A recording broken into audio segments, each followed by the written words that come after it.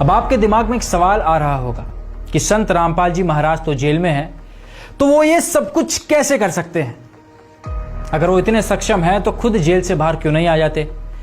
अब इस बात पर आपको कुछ दिखाते हैं। कबीर परमेश्वर सारी सृष्टि के रचनहार होने के बाद भी जुलाहे की लीला कर रहे थे, झोपड़ी में रह रहे थे। कोई नहीं मान रहा था कि ये भगवान हो सकते हैं, लेकिन क्या हमारे मानने या न मानने से कबीर जी की महिमा में फर्क पड़ गया? हमारी बुद्धि कमजोर थी जो नहीं मान पाए। समर्थ कबीर ने दिखावा करने की कोई जरूरत नहीं समझी। 120 वर्ष तक झोपड़ी में रहे, जुलाहे का काम करते रहे, निर्धन होने की लीला करते रहे, शूद्र जाति में रहे, जबकि उस समय छुआछात बहुत थी।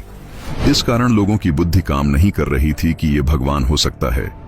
ये जरूर मानते थे कि सिद्ध जरूर है, और लोगों को सुख भी बहुत हो रहे थे, इसलिए कबीर जी से जुड़े हुए थे। कबीर साहब जी ने एक छोटी सी परीक्षा ली और सब छोड़कर भाग गए। गुरु विमुख हो गए, गुरुद्रोही नहीं हुए थे।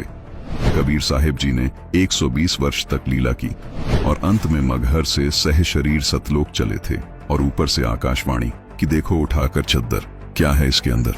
शरीर की जगह सुगंधित फूल मिले, और ऊपर देखा तो परमात्मा सह शरीर ऊपर जा रहे थे। कबीर जी उस दिन भी भगवान थे, आज भी भगवान हैं, आगे भी भगवान रहेंगे। उस समय कबीर परमात्मा के बारे में लोग कहा करते थे कि कबीर साहब तो अनपढ़ थे, शूद्र थे, न वेद शास्त्रों का ज्ञान है और जुलाहा है, नीच जाति का है। अगर ये इतना ही भगवान है तो इतनी निर्धनता में क्यों समय व्यतीत कर रहा है? क्यों झोपड़ी में रहता है? अपना महल क्यों नहीं बनवा लेता? अब समाज को तो यही बोलना था, लेकिन कबीर परमात्मा ने समाज को नहीं देखा। कबीर साहिब जी के सहशरीर सतलोक जाने के बाद हिंदू मुसलमान आपस में फुट फुट कर गले लगकर रोए, लेकिन तब तक बहुत देर हो चुकी थी। ठीक इसी प्रकार आज संत रामपाल जी महाराज के शिष्यों को लोग कहते हैं कि तुम्हारे गुरुजी संत रामपाल अगर भगवान है तो जेल में क्यों पड़े हैं, जेल से बाहर क्यों नहीं आ जाते? आपकी जानकारी के लिए बता दें कि संत रामपाल जी महाराज पहले 21 महीने जेल में रहे, अब उनको हिसार जेल में 9 साल हो गए। फिर भी संत जी के जीवन में इन सब बातों से कोई फर्क नहीं पड़ा।